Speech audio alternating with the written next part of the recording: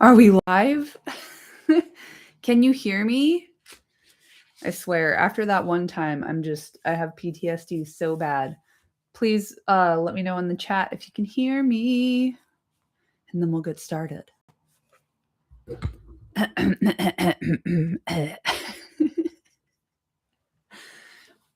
All right, I'm assuming y'all can hear me. I'm getting little green dots on my mic, so I think I'm good. Yes, thank you. Hello, what up? Thank y'all for being here. We are doing Chapter 11 on the Doorstep today. It's a quickie, and I have to go back to work in an hour, so let's get going, huh? I hope everyone's doing well. Happy Tuesday.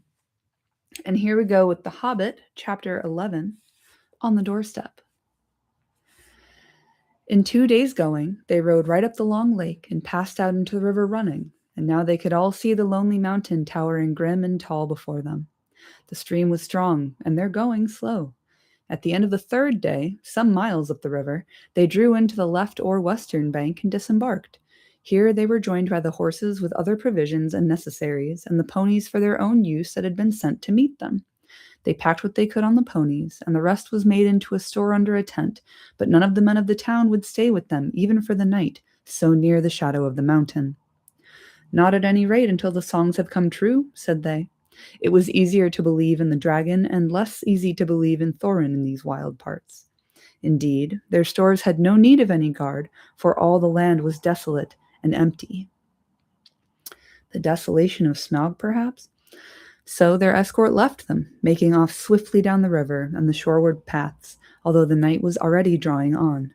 Paths. I have such a hard time with aths.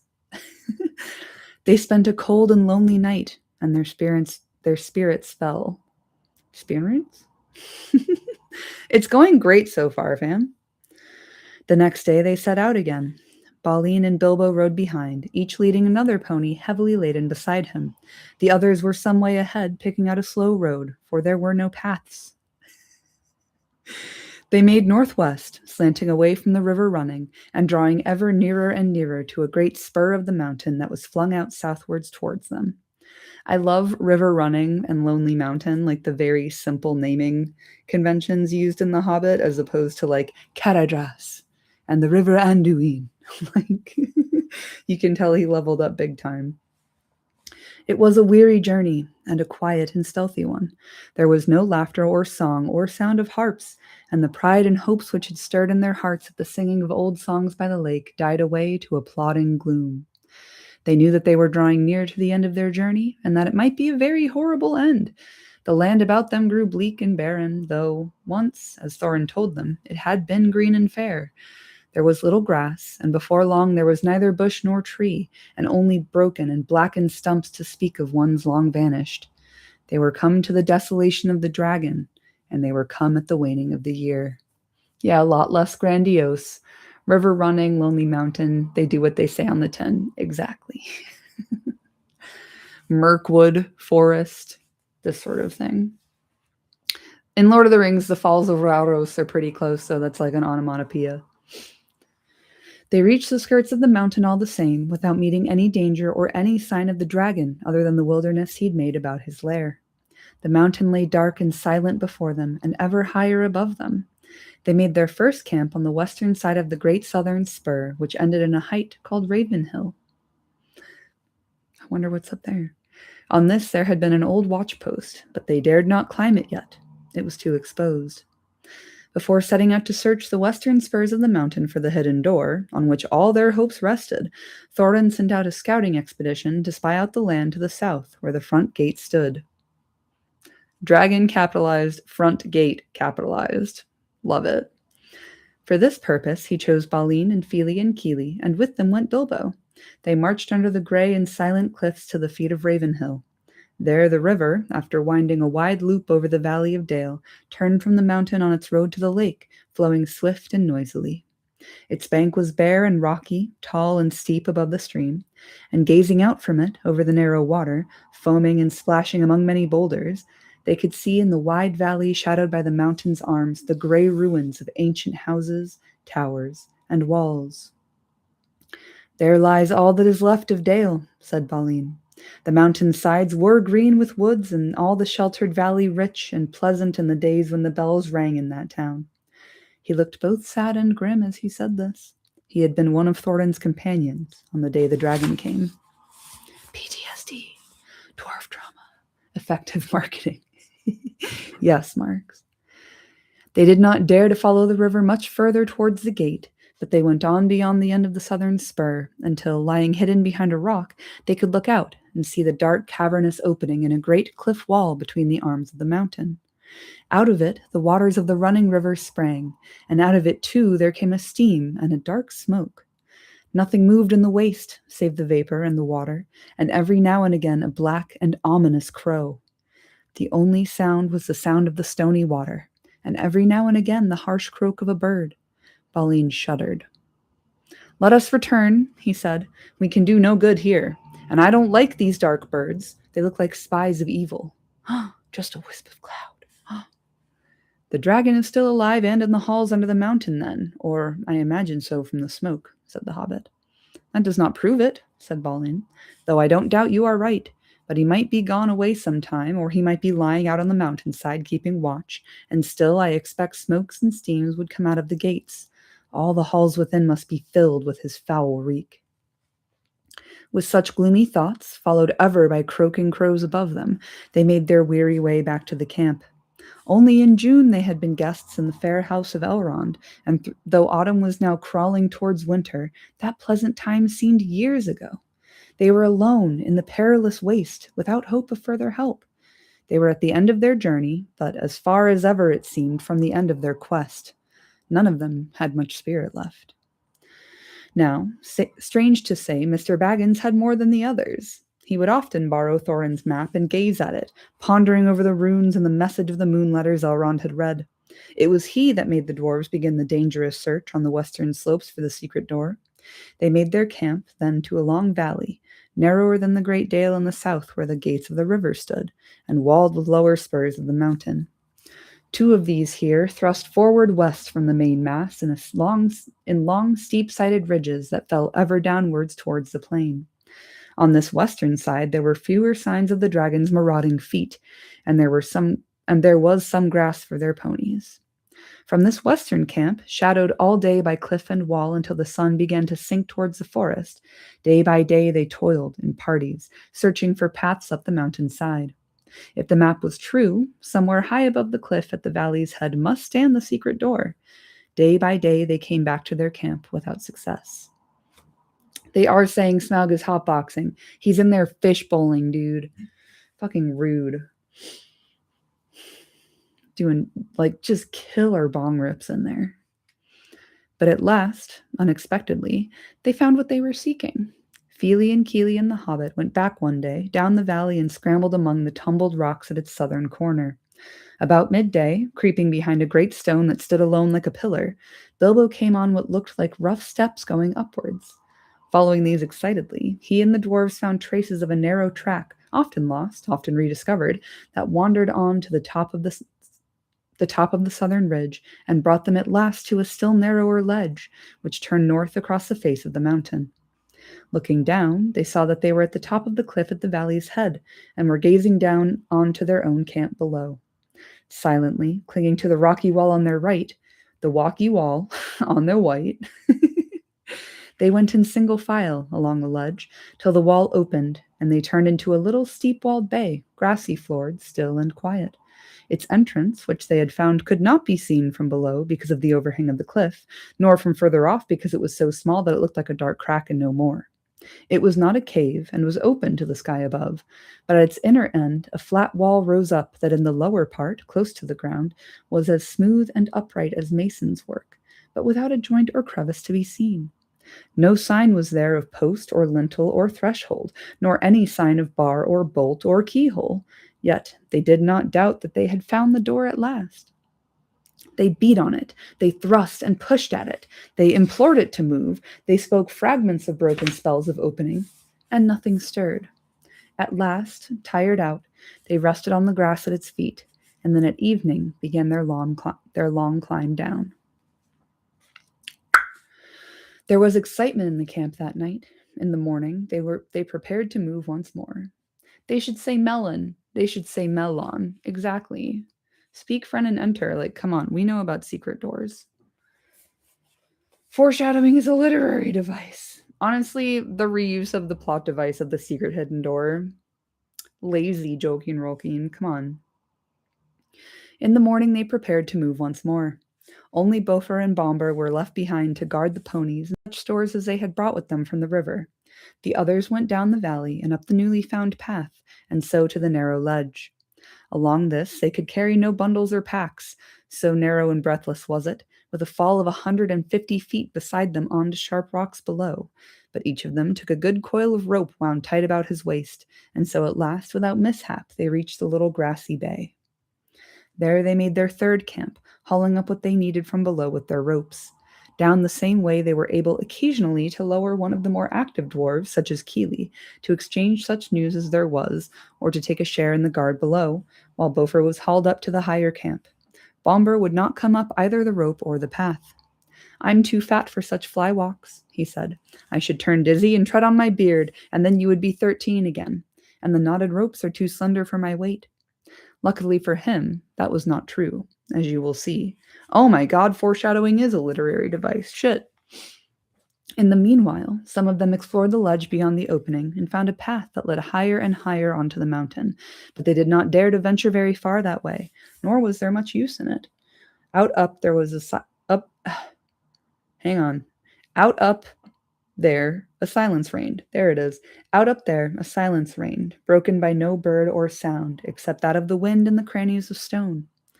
Oh, God, I haven't heard the word cranny in a while. I love a nook and a cranny. Come on now. What up, Neil? Thanks for being here, bud. No bird or sound except that of the wind in the crannies of stone. They spoke low and never called or sang, for danger brooded in every rock. The others, who were busy with the secret of the door, had no more success. They were too eager to trouble about the runes or the moon letters, but tried without resting to discover where exactly in the smooth face of the rock the door was hidden.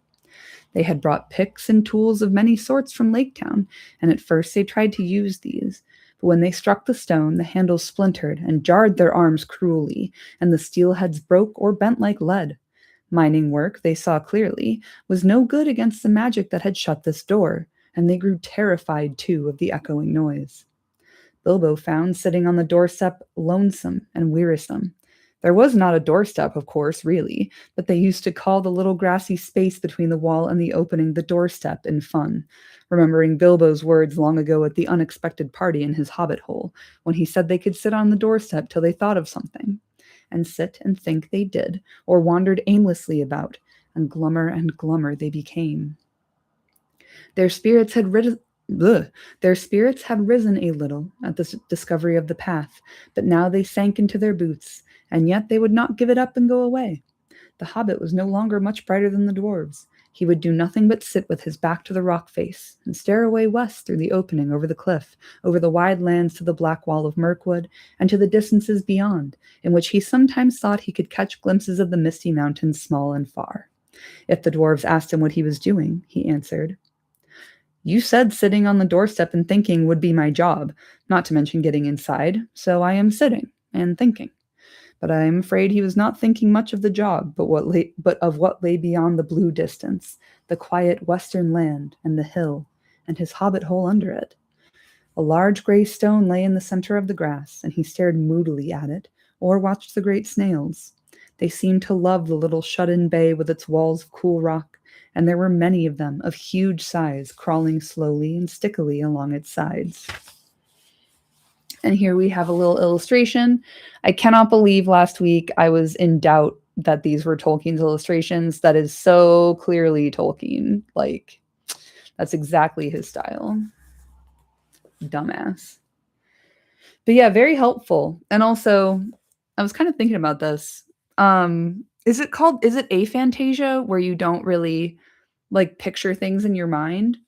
And I was thinking about that because, like, I don't have that, but some of my friends do, where, like, you ask them to picture an apple and it's like a black and white apple, whereas like if you ask me to picture an apple, I can tell you like what color the apple is, what kind of table it's on, what kind of tablecloth is on the table, that sort of thing.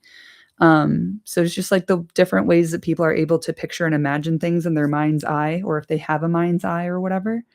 And I am often entertained by like the common criticism of Tolkien's writing that he loves to describe a hill for 3 pages.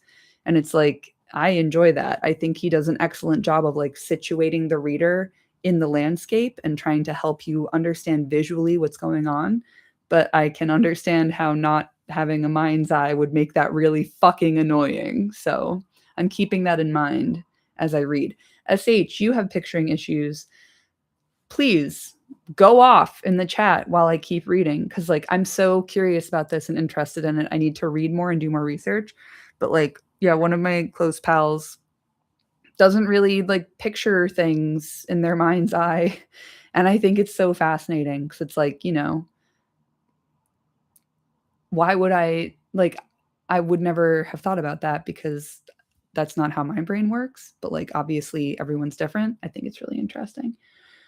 To be honest, it's helpful because if he doesn't tell me what the apple looks like, I really don't follow well. See, that's what I thought. Like, I have always found reading Tolkien really engaging because of the descriptions of like nature and the landscape and like where we're at. So I don't know. I've always found that criticism very funny, where it's like you're bored by a description of nature. I think that means you're boring. Sorry, I'm not sorry at all. Tomorrow begins the last week of autumn, said Thorin one day. And winter comes after autumn, said Bifur. Fucking genius, dude. And next year after that. They're so smart, said Dwalin. And our beards will grow till they hang down the cliff to the valley before anything happens here. What's our burglar doing for us? Since he's got an invisible ring and ought to be a especially excellent performer now, I'm beginning to think he might go through the front gate and spy things out a bit. Bilbo heard this. The dwarves were on the rocks just above the enclosure where he was sitting, and said, "Good gracious." Oh, no, he didn't say that. He thought it. Sorry. And good gracious, he thought. Good gracious. So that's what they're beginning to think, is it? It is always poor me that has to get them out of their difficulties, at least since the wizard left. Whatever am I going to do? I might have known that something dreadful would happen to me in the end. I don't think I could bear to see the unhappy Valley of Dale again. And as for that steaming gate, 3 exclamation points. Absolutely crazy kerning here. You'll love to see it. The apple changes at like 5 million frames per second. Interesting. Is the apple just floating in space? That night, Bilbo was very miserable and hardly slept. Next day, the dwarves all went wandering off in various directions. Some were exercising the ponies down below, some were roving about the mountainside. All day, Bilbo sat gloomily in the grassy bay, gazing at the stone, or out west through the narrow opening. He had a queer feeling that he was waiting for something. Perhaps the wizard will suddenly come back today, he thought. If he lifted his head, he could see a glimpse of the distant forest. As the sun turned west, there was a gleam of yellow upon its far roof, as if the light caught the last pale leaves. Soon he saw the orange ball of the sun sinking toward the level of his eyes. He went to the opening, and there, pale and faint, was a thin new moon above the rim of earth. At that very moment, he heard a sharp crack behind him. There, on the gray stone in the grass, was an enormous thrush, nearly coal-black, its pale yellow breast freckled with dark spots. Crack! It had caught a snail and was knocking it on the stone. Crack! Crack! Suddenly, Bilbo understood. Forgetting all danger, he stood on the ledge and hailed the dwarves, shouting and waving. Those that were nearest came tumbling over the rocks as fast as they could along the ledge to him, wondering what on earth was the matter.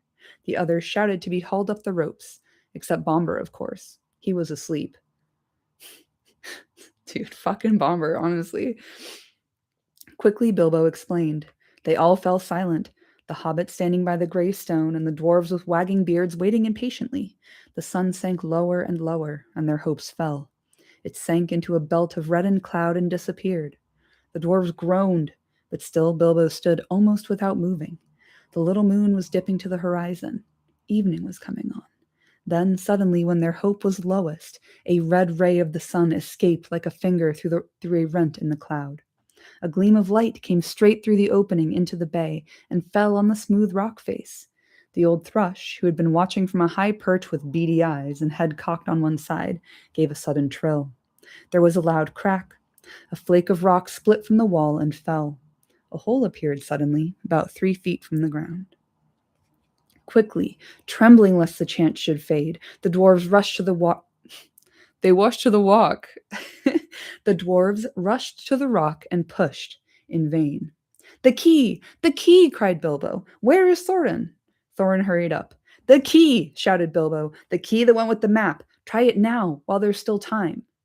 Then Thorin stepped up and drew the key on its chain from round his neck. He put it to the hole. It fitted and it turned. Snap!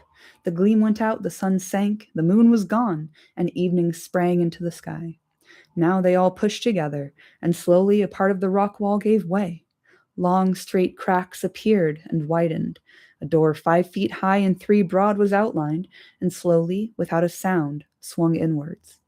It seemed as if darkness flowed out like a vapor from the hole in the mountainside, and deep darkness in which nothing could be seen lay before their eyes, a yawning mouth leading in and down.